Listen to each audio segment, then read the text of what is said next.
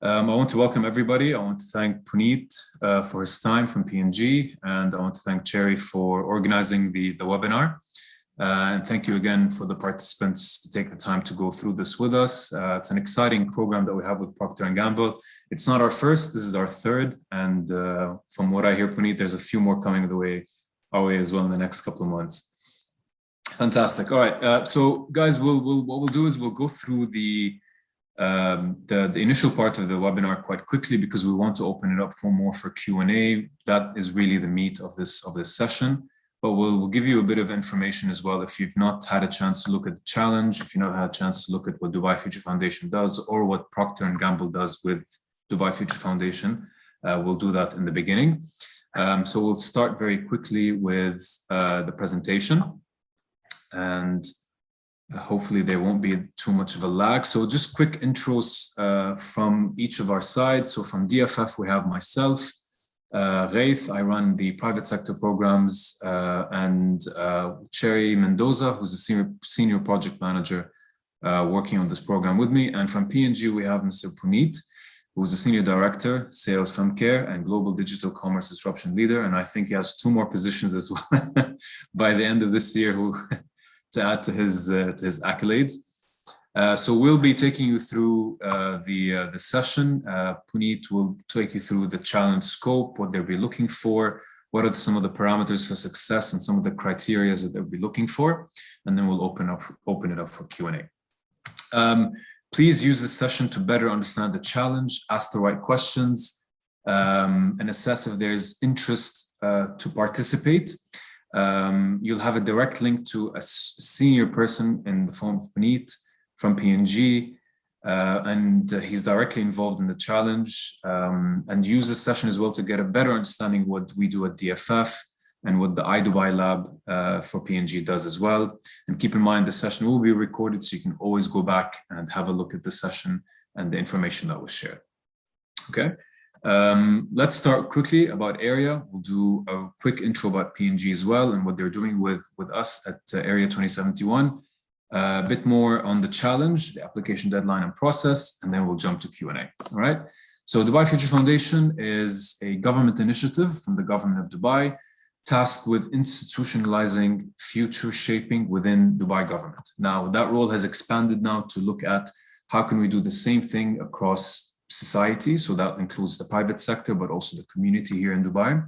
And we have multiple initiatives. You can check them out on our website. Our focus at Dubai Future Foundation is imagine, designing, and executing the future. So that goes into several parallels from research and foresight to pilots on the ground that we execute with the private sector and the government. And of course, we have this beautiful building called the Museum of the Future, where we're trying to help the public interact with the future as much as we can. Now we'll focus a little bit more about what we do, which is executing pilots on the ground with government and multinationals. So DFA, or Dubai Future Accelerators, is our flagship program where we create a sort of a test bed and a neutral ground between government and private sector from one side, and startups and scale-ups globally from the other side, with the aim of unearthing new business models that are new to government and private sector, utilizing emerging technology and potentially disruptive solutions in big sectors. So we are that middle ground where you can run all these programs and pilots. To give you a better idea as well of what we've done in the past, we've signed over 180 MOUs. We've had over 300 companies by now from around the world. We've launched over 90 pilots, and the companies that we've attracted to the UAE and Dubai specifically have been represented from more than 40 countries as well, right? So this is not a regional play, nor is it a local play, it's a global play. To give you a bit of an insight about some of the companies that we've attracted and run successive pilots with, Dubai Electricity and Water Authority, for those of you who don't know it, the short is DEWA, and it's responsible for the energy sector in Dubai.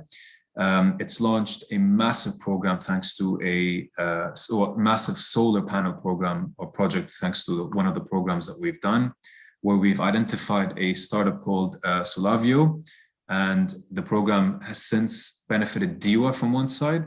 And if you look at what it's done to Solavio, it's become a $2 million valuated at $2 million in a 2-year span, just simply by going through the DFA program, being shortlisted, launching a pilot with DIWA, and then using that to propel itself and its position globally.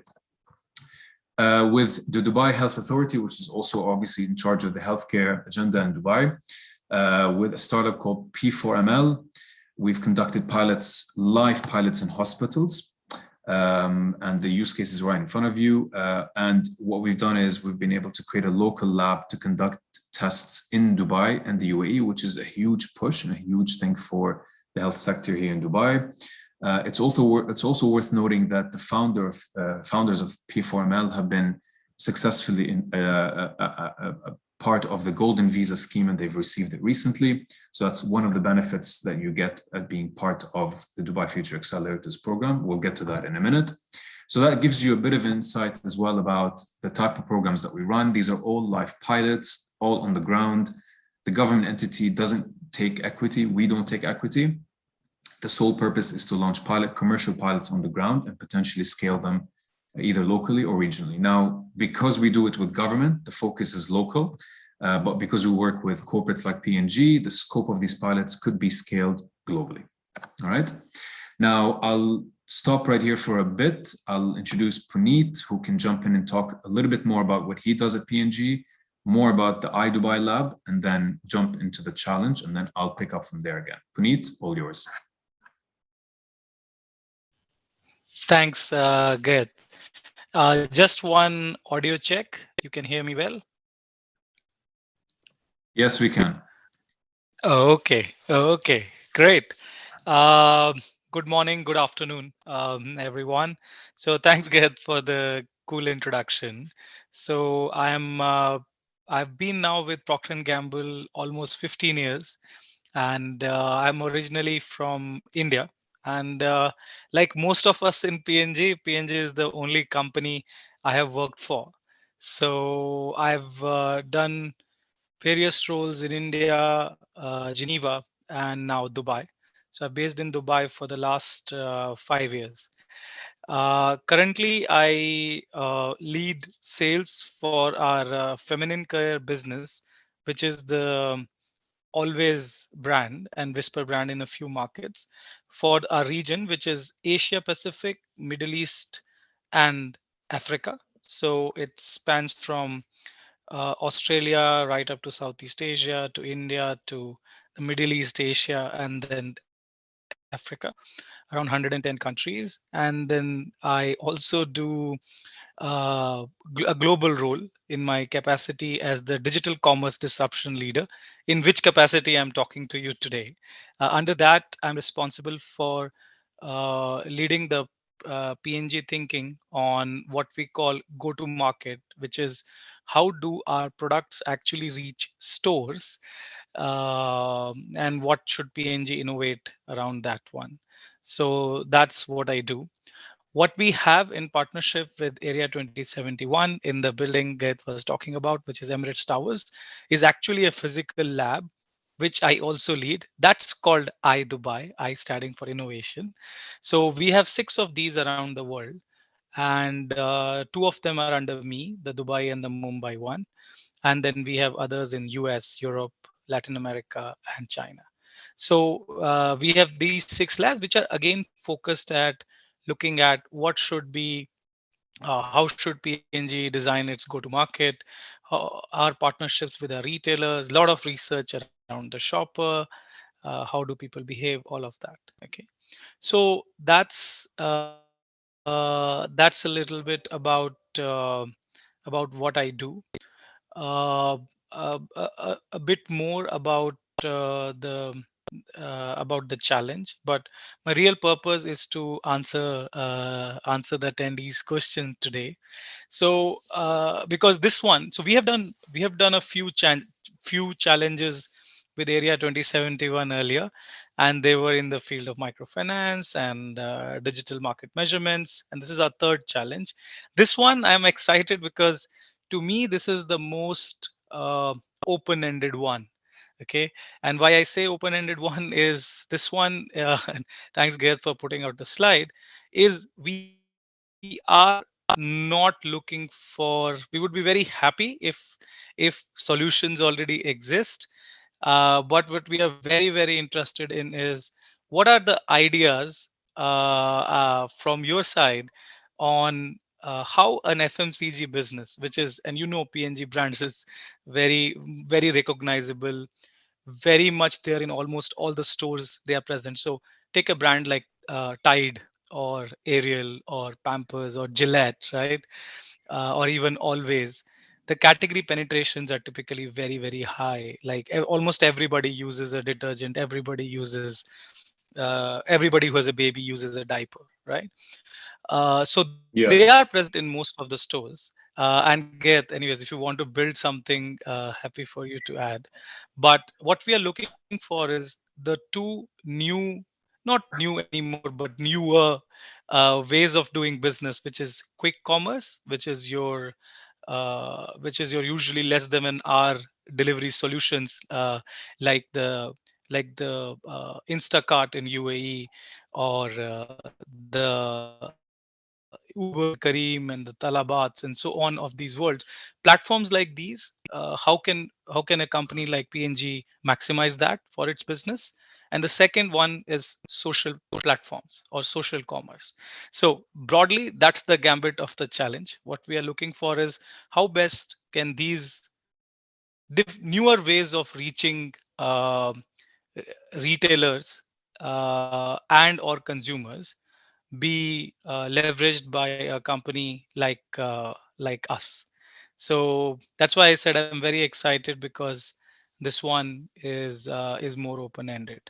But yeah, Gareth, if you'd like to build a little bit, uh, I saw that you dropped out.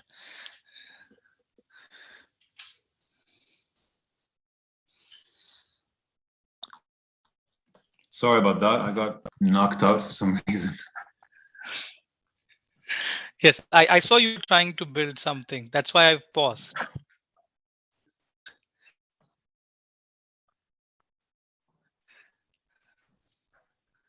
Gareth, you can No, hear no, us? fine. Please, yeah, go ahead. Go ahead, Puneet. Continue.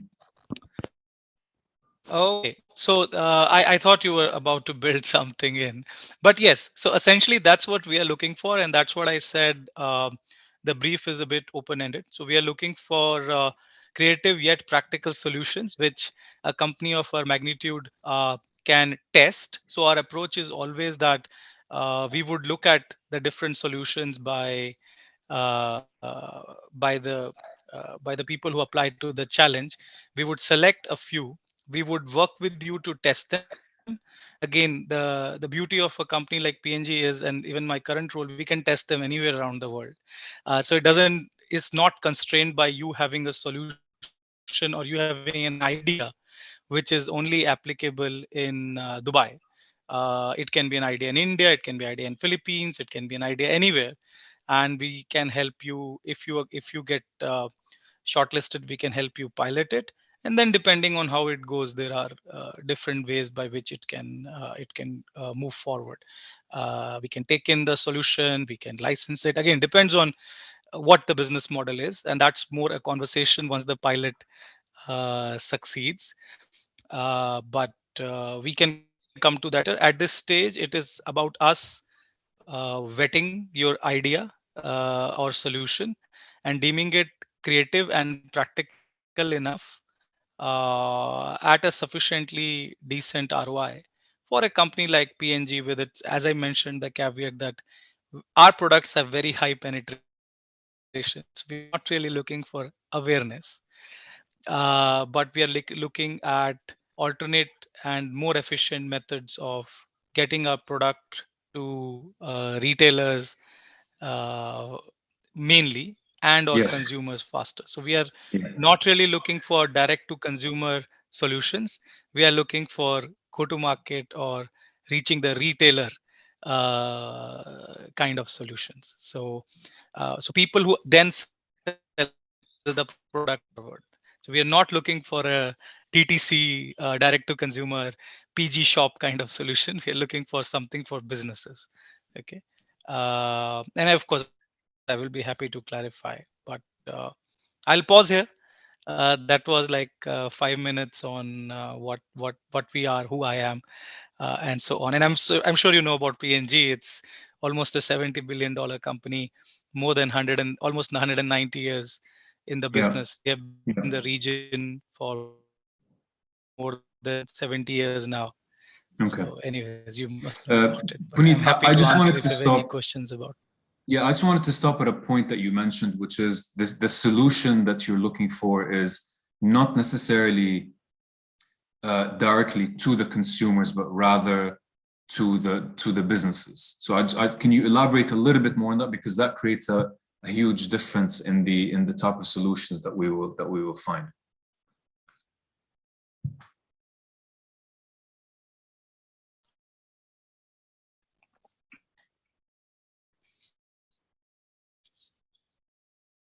Can you hear us, Puneet?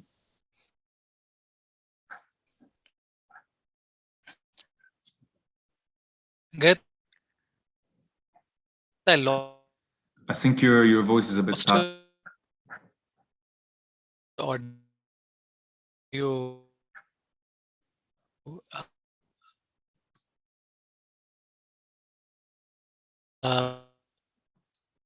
in the middle of the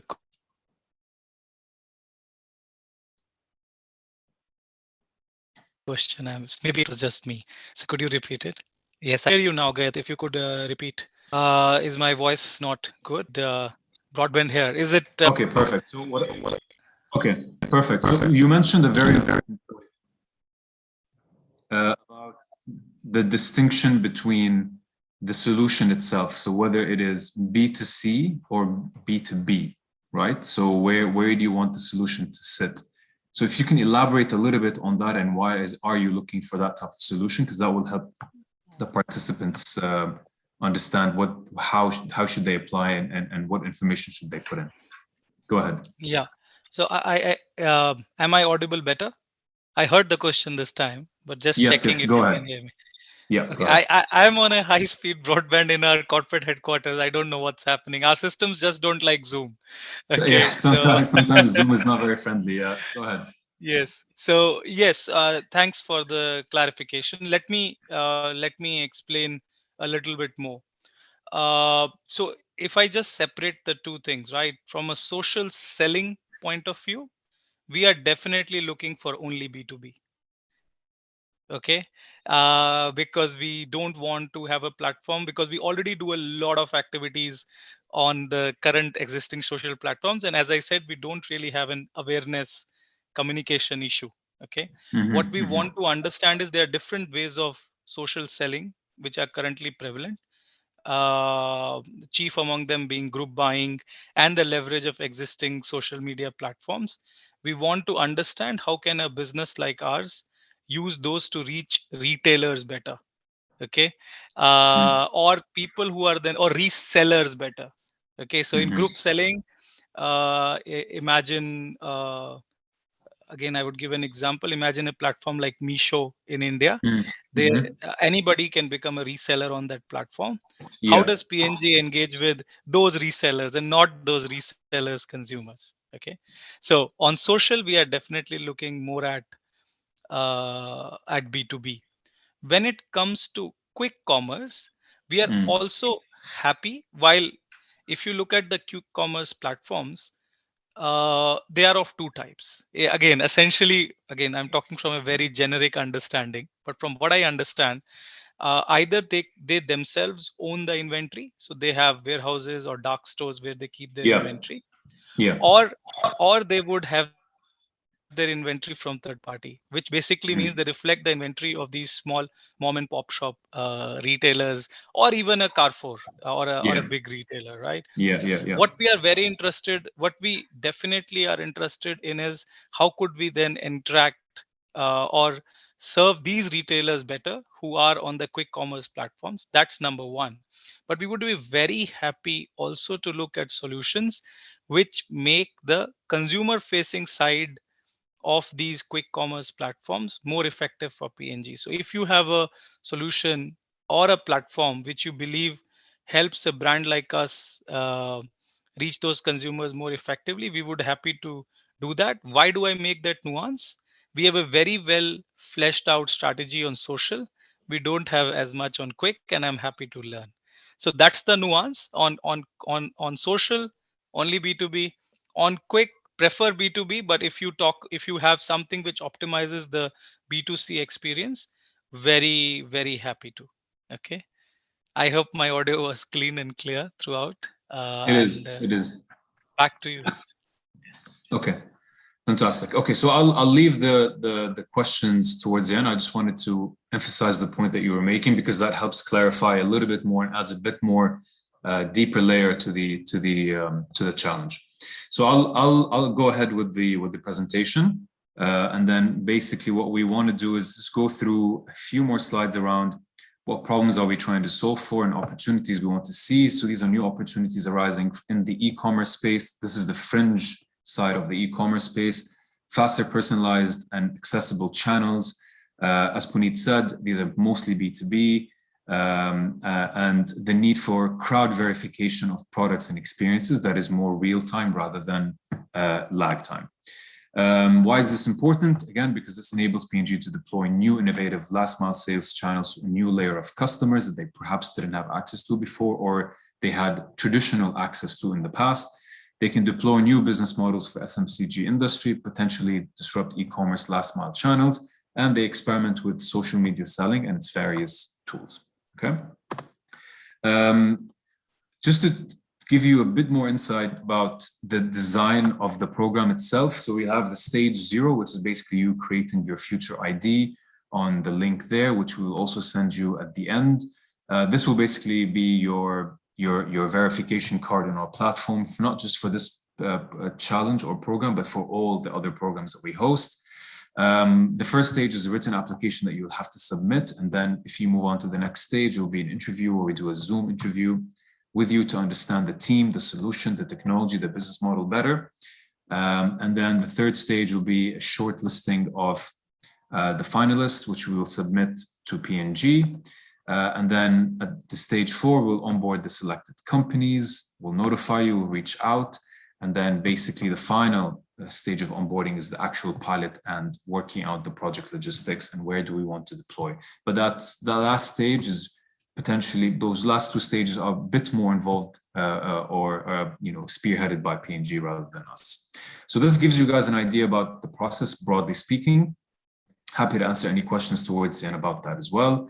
The program-specific benefits is that you'll be interacting with obviously Puneet and his team, who are key decision makers within P&G. As a reminder, we don't take any equity in your business. You'll have an opportunity to work with P&G, and there's going to be probably an opportunity to customize or pivot your solution towards what they're trying to solve for. And potentially, I mean, this is not written in stone, obviously, but P&G could potentially invest in the pilot itself or the project that you launch here in Dubai. But that again is contingent on a few criteria points. Broadly speaking, once you're part of the ecosystem and you're chosen, you'll be able to access the ecosystem both physically and virtually. You'll be connected to regional investors. We'll help you set up your company if you deem Dubai to be a good place to set up. And obviously you'll have access to all of our co-working space and all the facilities and the tools that we have. And obviously you'll have the opportunity to be nominated for the Golden Visa if you meet the criteria. Reminder about the application deadline, it's on December 20th. If you have any questions, please reach out to us on this email. We'll start answering the questions right away. So if there's any questions, please shoot them and Puneet and I will be happy to answer them.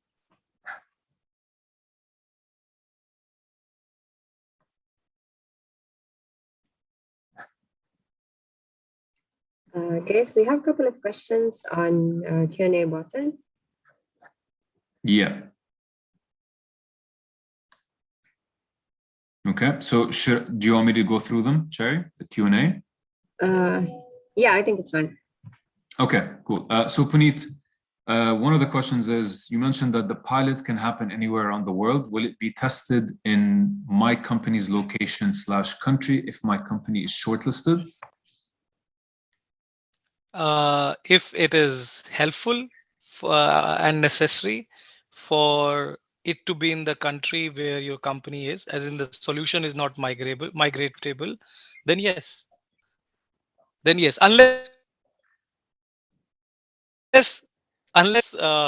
again, it would depend on the country. Why I say unless is if it is a company where PNG doesn't have a significant presence. Okay, for example, Malawi or Madagascar, then probably not. Okay, then it will have to be the nearest country where PNG has a significant presence.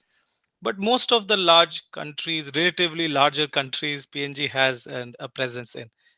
Some of the smaller countries, we are not present directly. But if you tell me your country, I can tell you if it is possible or not. Okay. Thank you, Puneet. The other question is around, are you also considering e-commerce platforms? If your e-commerce platform enables us to do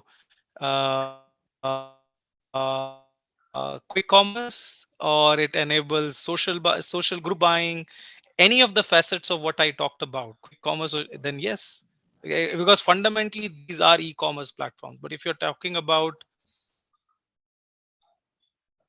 pure players in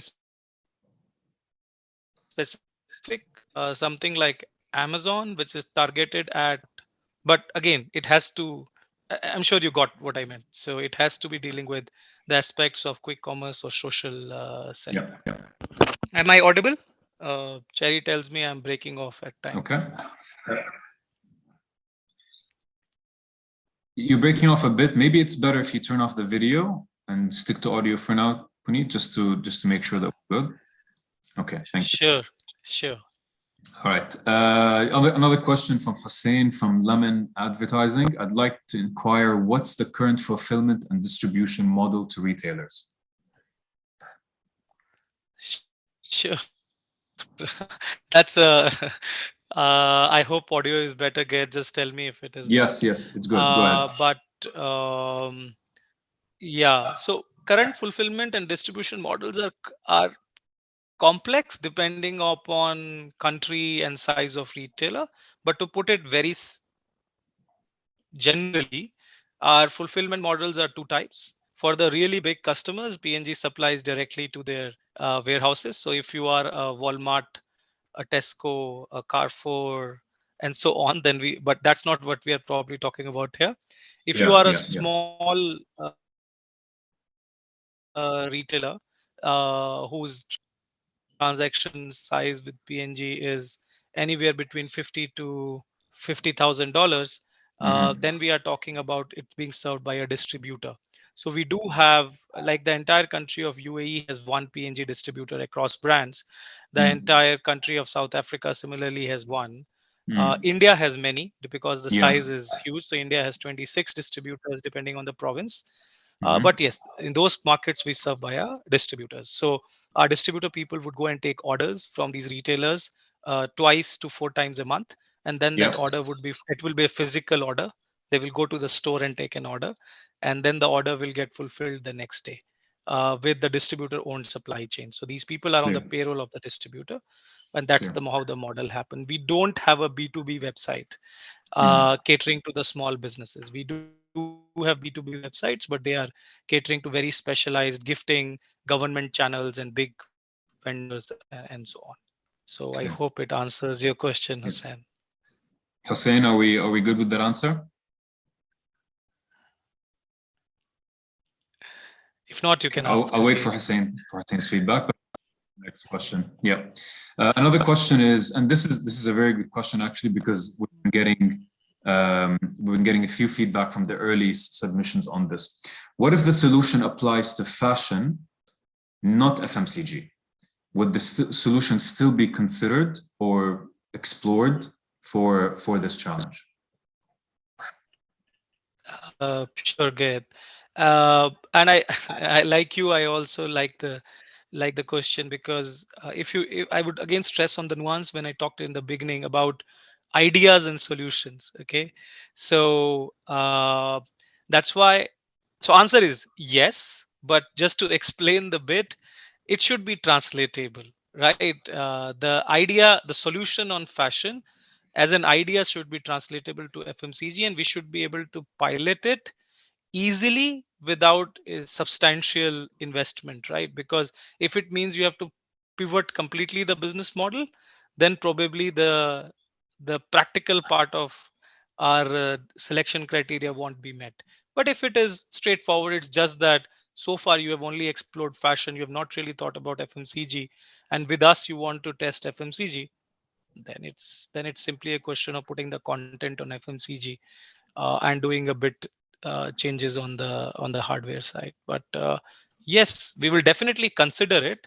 But like any other idea, it will get shortlisted only basis its creative and business justification. So answer is yes, we will definitely consider it. Okay, great.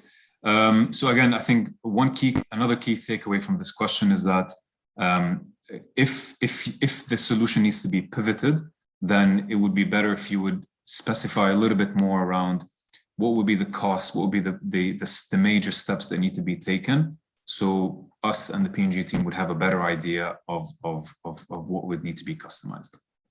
I can see that most of the questions have been answered. If there aren't... Okay. We have another question on the chat, so I'm just going to mention it here. So what size of retailer are you looking to engage better? Yeah, so thanks, Cherry. So the size of the retailer we are looking to engage better is your typical neighborhood mom and pop / kirana / different names we call them.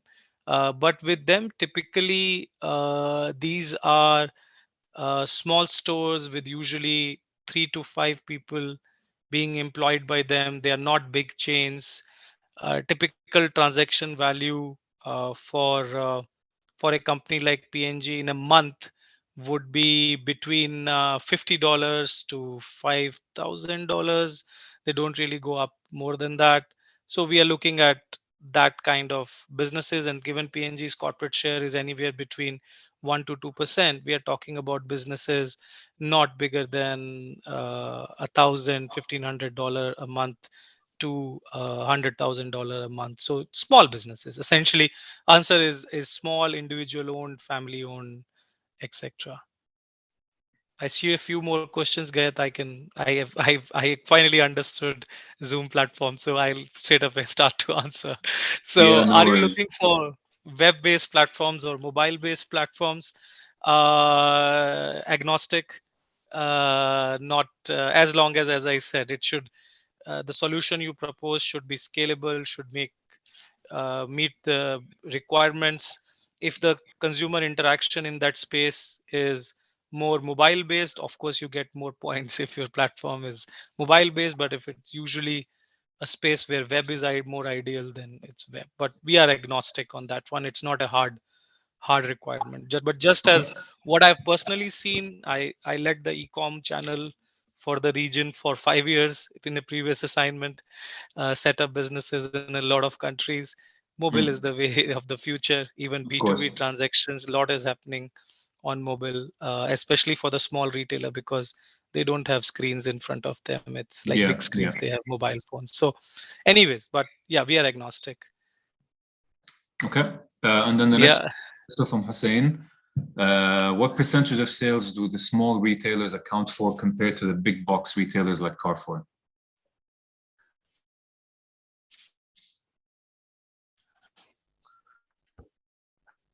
You don't get, depends, okay, but it depends on the country you're talking about. But if you're talking about a region, AMA, more than 40% of the business small retailers, because countries like India, it's still 60-70%. Okay.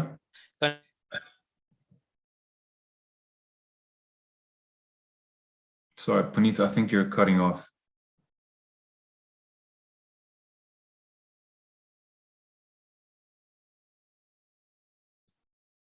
Asia Pacific, Middle East and Africa. In developed markets like US, Spain, Italy, all of those places, they are really small. They're less than 10%. But in most of our markets in the FMCG segment,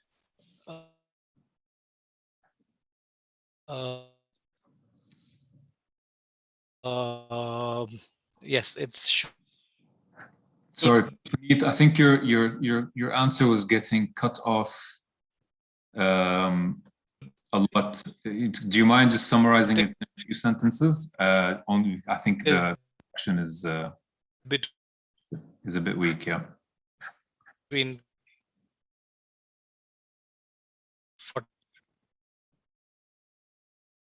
40%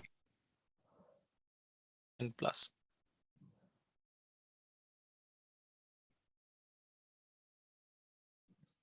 So, Puneet, I think your voice is cutting out a lot. Yeah, there we go. Sorry, guys. I think Puneet will just reconnect again. Let's give him a minute. Thanks for all the questions. I think they're very helpful. If you have any questions to me in the meantime, please shoot them away. And I'll answer them ahead of Puneet. So I think we have one more question that we have, and then we should be good to go.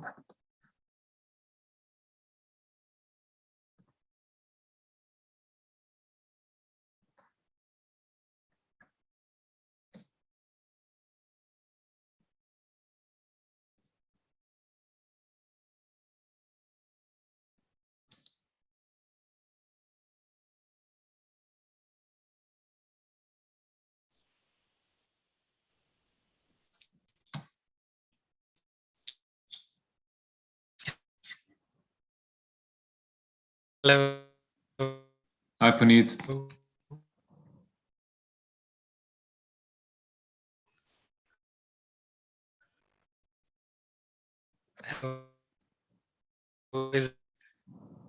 I think you're still a bit, Puneet.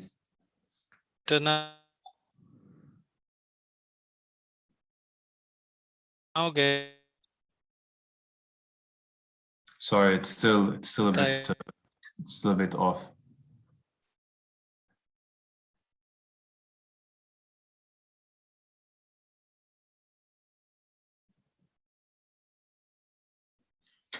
Christopher, I see your question. I don't think it is at the moment, but I'll let Puneet answer that question. Maybe he's seen a different approach now. So, guys, it's worth mentioning that the solutions that we're trying to find have been quite interesting so far, and we've been tweaking the question that we're trying to ask a few times.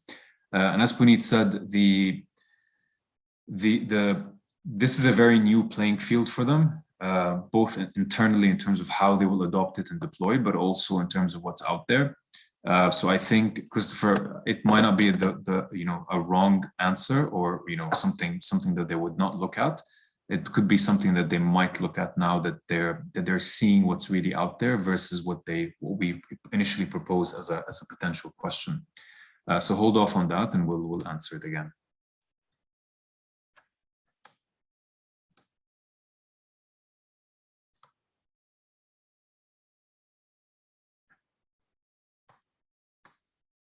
If there's any questions about the selection process, the timelines, please let us know.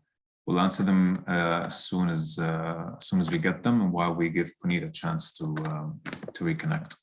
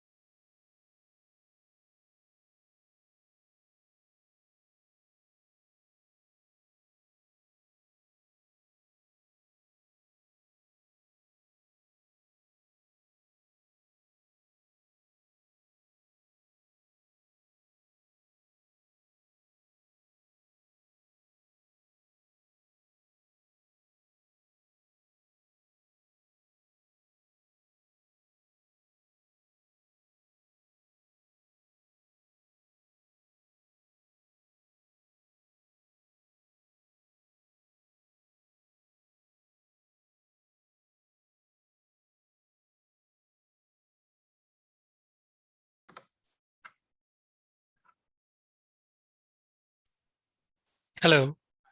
Hi, Puneet. Is it audible now? Yes, much better. Thank you. Yeah, go ahead, Puneet. I'm sorry. I just went to a different. I went and stood near the router. Just kidding. So, yes. Where were we? I'm so sorry, everyone.